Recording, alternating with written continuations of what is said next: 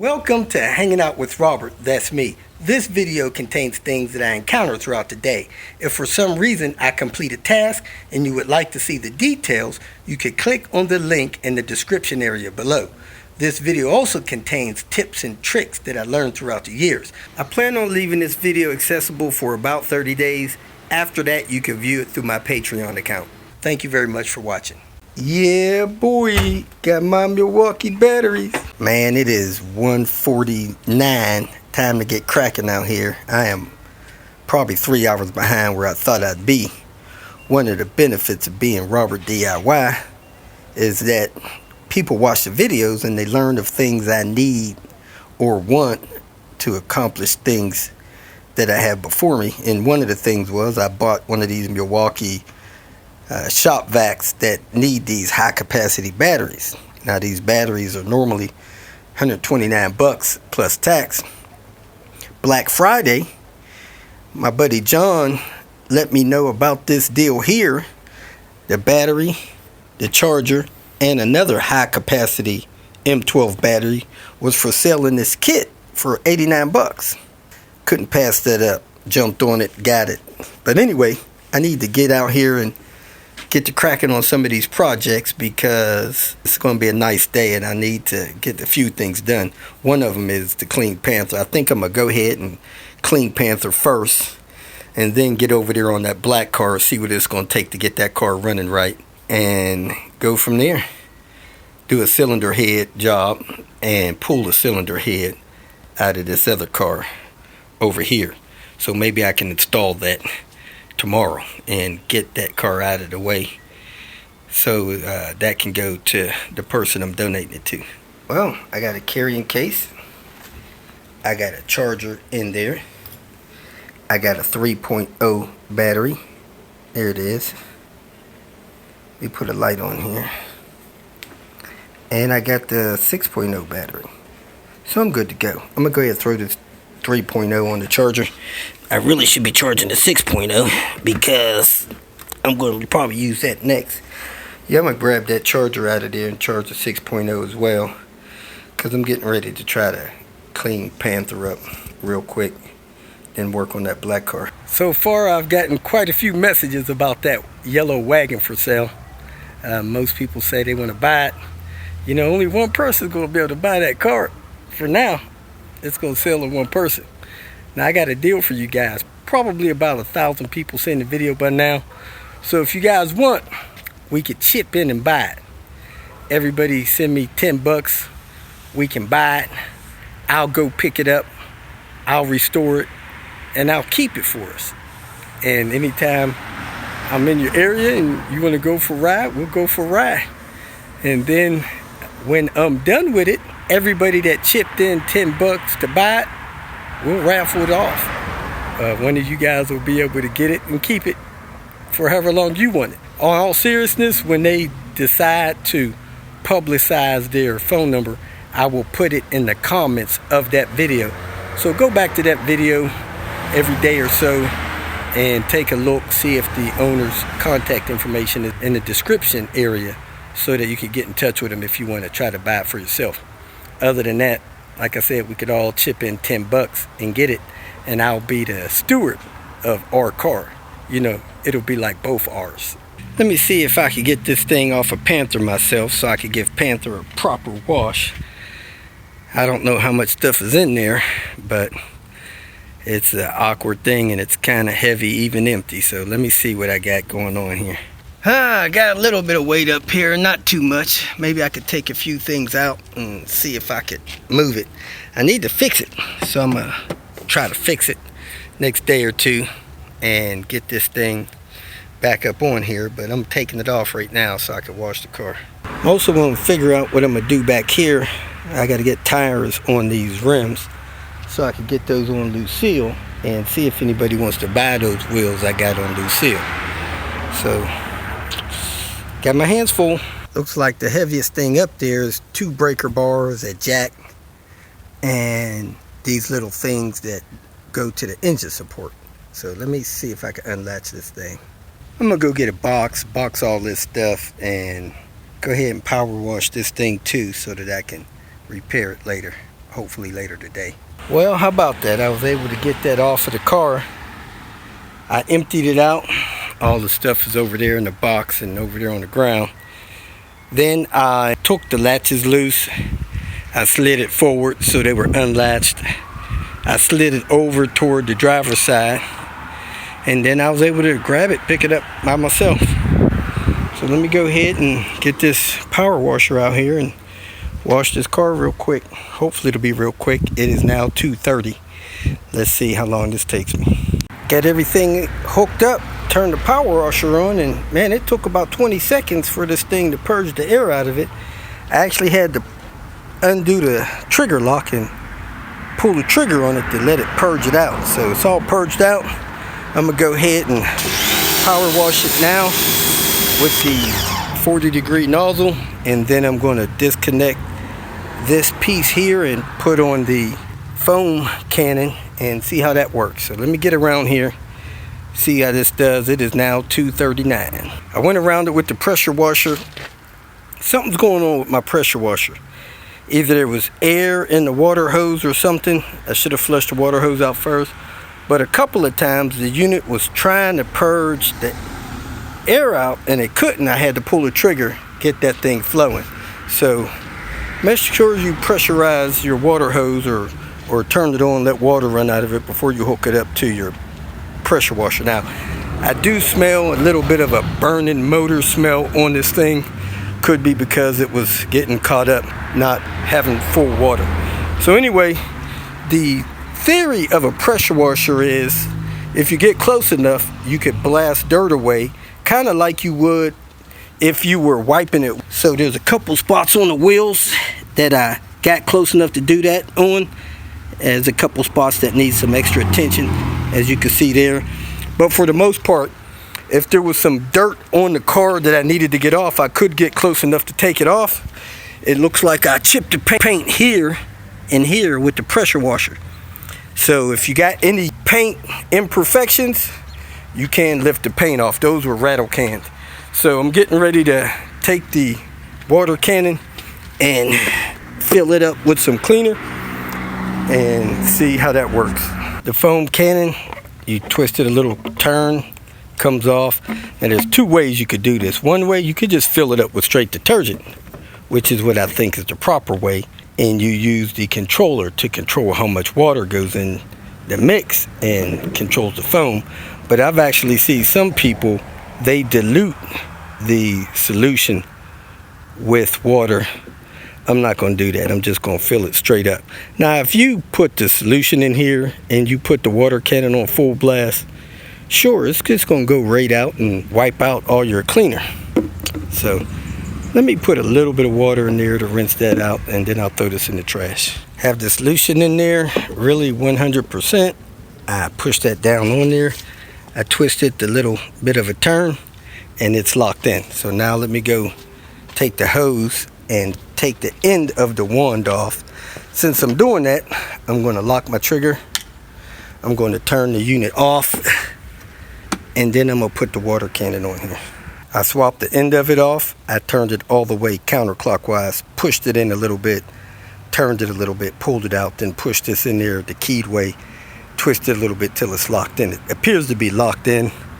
I'll find out in a second if that's proper. I'm going to turn the unit on. I still got the trigger locked, so it shouldn't cut on me.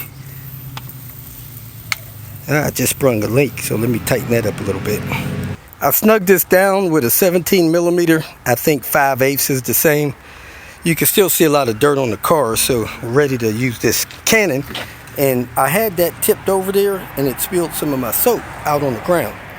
So you might not want to do that. There it is at the lowest setting. Let me turn it up to the highest setting, see how that looks. That first setting was the lowest. This setting is the middle setting. So let me switch it to the highest setting.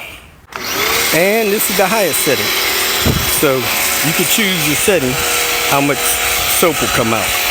I'm gonna dial it in the middle. So I used half of my soap on the car, some of my soap on the ground there, some of my soap on the ground there, because while I was walking past the car, the tank fell off. I don't know how that happens. Anyway, at this point you can make a decision whether you're just going to hose it off, let the hose do the cleaning, or if you're going to use some kind of sponge action like I'm getting ready to use. I'm going to wash half the car with the hose and half the car with the sponge and see which we like better. So let me go ahead. I should have had this bucket filled up already, but I didn't. I think these are milliliters, 200, 400, 600, maybe 800. I started out with probably 500. Even with spilling some on the ground again, and foaming the car, I only used about 150 milliliters. So I'm gonna go ahead and hook this back up, because I did the left side of the car, foaming it up and then wiping it off with my hand mitt, and I could tell that this side of the car is clean, but I still see a lot of dirt on this side of the car. The car was really dirty, hadn't been washed in probably 3-4 months, so it's going to take some contact to get this off, unless you get like within 2 inches with the sprayer, and I just think that's too much pressure on it, 1500 psi. So I'm going to go ahead and foam this passenger side down and wipe it down with my hand mitt, and then I should be done with it. It's easy for me to tell how much dirt was left on the wheel. You can see right there that line in the middle of the screen. The right side is dirty, the left side I hit with my finger. So it's leaving a film of dirt on the car. So let me foam it up and mitt it down. I am done washing the car. It is 3:26. I got to dry it still. If I would have went ahead and wiped the whole thing down with the mitt when I had it all foamed up, probably to save 10 minutes. Washing a very dirty car took me about 40 minutes, I guess. So there you have it. I think it's worth having as a home pressure wash unit. It did good on getting close, knocking some things off of it like bird crap, a couple of bug spots. Didn't get everything off like this. I don't know what this is on my light lens. It looks like some kind of paint maybe dripped on there. I gotta get that off my lenses. But it did good rinsing the car down. Average distance, probably 6 to 8 inches from the paint surface is probably good. And you'll be good to go. I think you'll enjoy it. Finish up with my review on these Beats earbuds. Man, the sound quality is fantastic.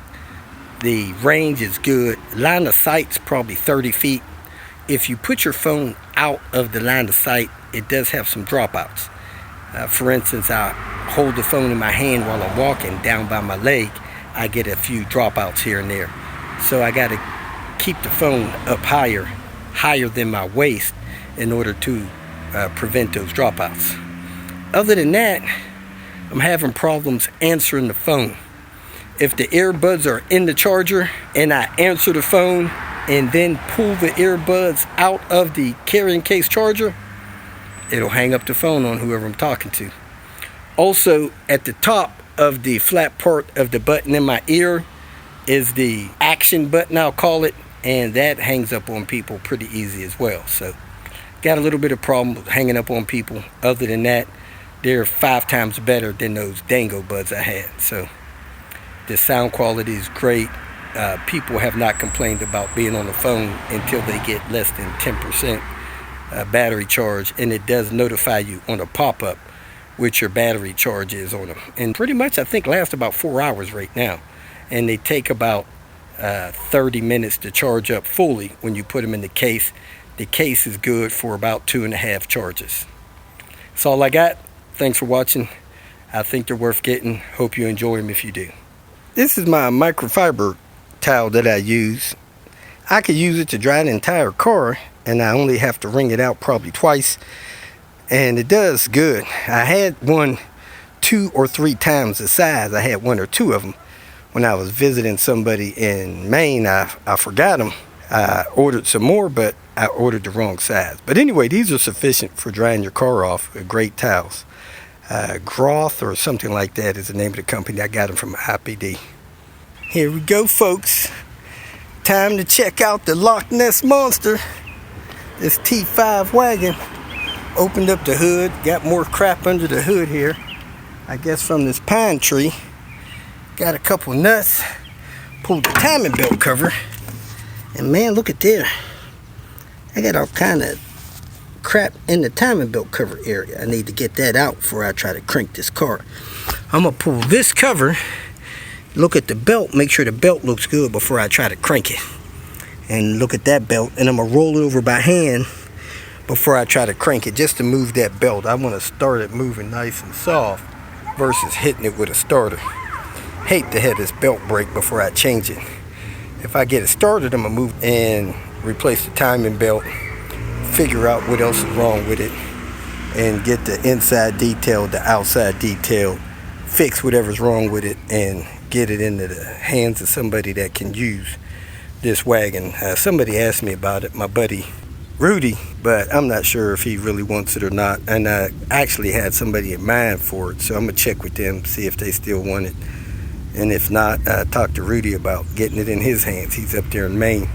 He'd like to get back in the 850 wagon. Man, the best cars on the planet.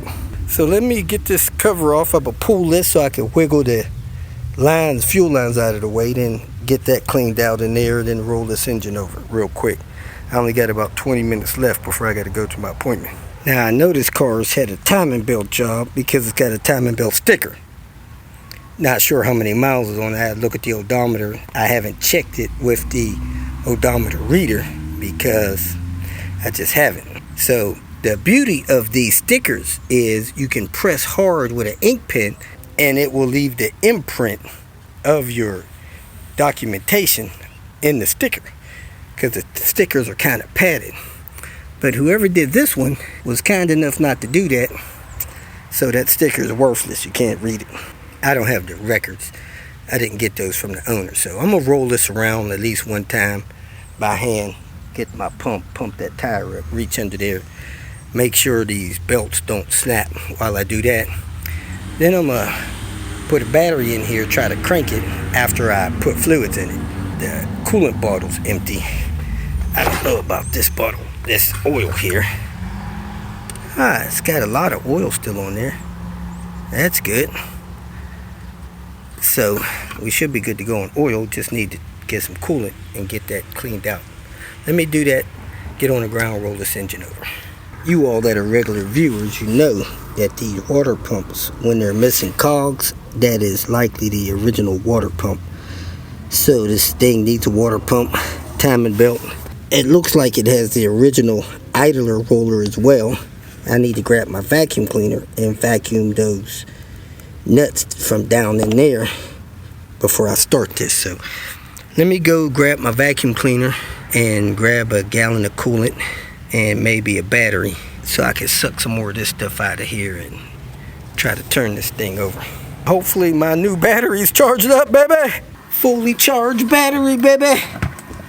6.0, baby. Let's grab that shop vac. There it is, baby. Got me a little pick. Got me a little scrub brush and my Milwaukee shop vac. Let me clean this stuff out. Then I got my tool to roll the crank over. Alright, got most of this stuff vacuumed out and cleaned out from the belt track. So, a couple more things here. I'm not worried about the ones down in the bottom of the timing belt, but over on the gears it's cleared off. So, let me get a couple more spots here and roll this thing over. I got the M right there. Where's the timing mark? I gotta find the timing mark on that thing. There is a timing mark right there. So I gotta go 3/4 of the way around there. So the other one should be around right here somewhere. There. Heck, how many teeth is that one? 1, 2, 3, 4, 5, 6, 7, 8, 9, 10, 11, 12, 13. So 13.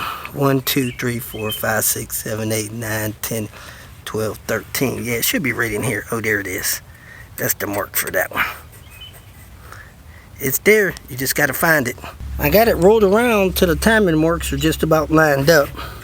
That mark's there, that mark's there. So that's pretty close to where they're supposed to be lined up. Just move it a little bit more. Then I could put the camera down there and check that mark, but I'm gonna put a light down there and check it. And I think the belts are in good enough shape to fire this puppy up. Rolled around nice and smooth. I didn't feel any resistance. So let me go to my appointment. Then I'll get some coolant put in here. Then I'll put a battery in there and see if it'll crank. Again, the guy that sold it to me thought the starter was bad. So if the starter's bad, we'll rip the starter out a little later. If you feel that this information was useful, please like it and share it with your social media friends. You can subscribe to my channel so that you will get notifications of future videos that I post. You can follow me on Twitter, and if you need to contact me directly, please visit my website. And if you have any questions, leave them below, and someone or myself will reply to them. Again, thank you very much for watching.